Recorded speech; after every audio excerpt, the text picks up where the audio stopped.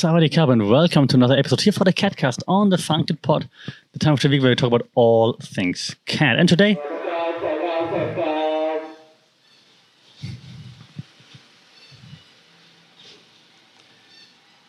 they're selling seafood here right now, right in front of my studio.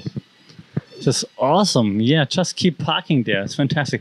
That's the joy of living in Thailand.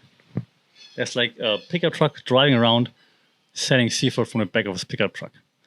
My cats are very happy about it. They're right with me right now. They're looking like, oh my God, I can see the seafood. I can smell it. I don't know. Anyways, the question that I also got from the website was, how do you teach your cat to walk on a leash or to teach her anything? And because I post lots of pictures of the cat being on the leash, being with me, walking around the streets, being with me when we go to restaurants. I just took them to an open-air shopping mall. We had an outside restaurant, like with an outside area, just sat there with them, then walk around, all those things, right? So how do you do it? Well, the secret is, there's no secret. I know it's a lame answer, but I've been just doing this for forever. Like ever since I had them, the first thing that I did, or one of the first things, was buy a tiny leash for both of them. Each of them got their own tiny leash, and just really just go out with them just every day, no matter what. So right now I'm not doing it every day because like right now, A, now they're used to it, and B, is like rainy season right now, so I don't force them out. But we go always on the balcony do so. But now I don't have them take on the leash on the balcony. But when they were little, I would just take them out no matter what. And if it was raining, I would find a place somewhere where it's like covered from the rain, and we just walk around there. Even though I got wet on the way there.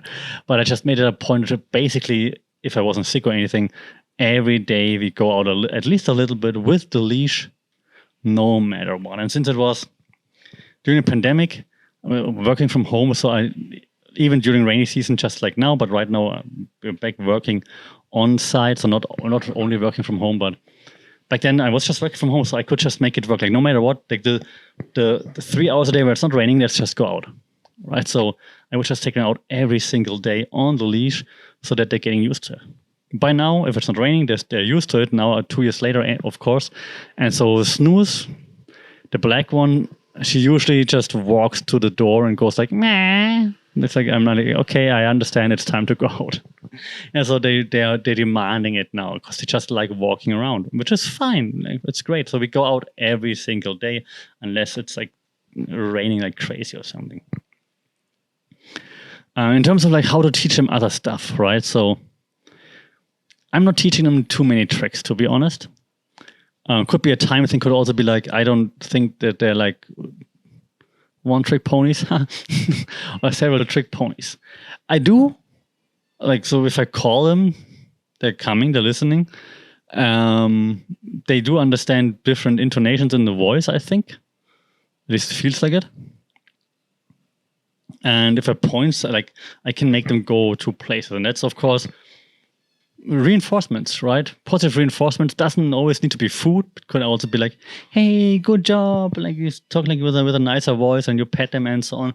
But if you're a cat owner, you know how to handle a cat, I assume. But I'm not training them like I would, like a friend of mine used to have a dog, and we would just train the dog like, it was pretty easy actually. Like, do this, okay, here you get a treat. Do it again, one more treat. Okay, now you know, okay, get it. I'm not doing this with the cats. I think apparently it does work. I've seen some content on Netflix that suggests that. Just haven't tried it yet. But yeah, calling names works.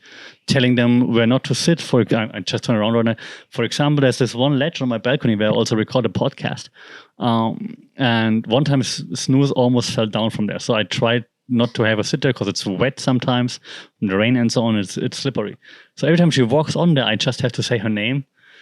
She knows it and she just jumps back in. So she's, yeah, I said your name, exactly.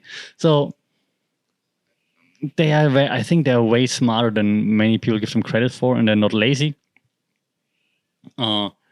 It's just I don't treat them like dogs. But if you want to teach them something, I think repeating it over and over again and then positive reinforcement is the way to go. That's how I did it with the leash. That's how we did it with the being in the car, for example. That's how we do it. Like if I call their names and I say, hey, good job. And if they should not be going somewhere where they're going, like here at the ledge of the balcony, for example. So yeah, repetitiveness, positive reinforcement, or negative reinforcement with like your voice a little bit like more angry, not hitting or anything. I think that works, and they definitely catch up on it really, really fast, in my opinion. But let me know what you're doing. Maybe your cats have lots of tricks in petto, and you're like, hey, I have the go-to advice for teaching your cat how to drive a car. Then do let me know. I would be very, very curious to hear that.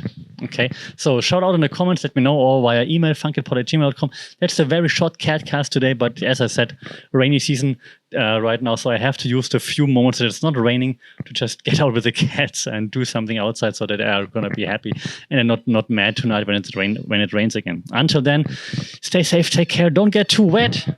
We talk longer again next week. Sawadee Kap.